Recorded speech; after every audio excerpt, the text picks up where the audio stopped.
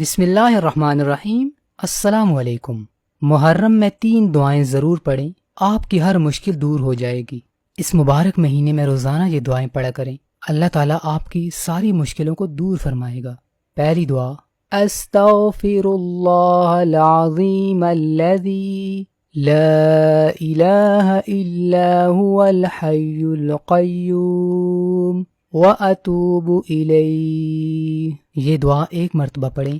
دوسری دعا، لا الہ الا انت سبحانک انی کنت من الظالمین۔ یہ دعا بھی 1 مرتبہ۔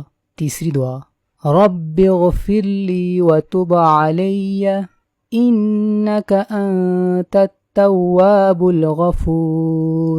یہ دعا بھی 1 مرتبہ پڑھیں۔ محرم کے مہینے میں یہ 3 دعائیں روزانہ پڑھا کریں۔ استغفر اللہ العظیم الذی لا الہ الا هو الحی القیوم واتوب الیہ، لا الہ الا انت سبحانک انی کنت من الظالمین، رب اغفر لی وتب علی انک انت التواب الغفور۔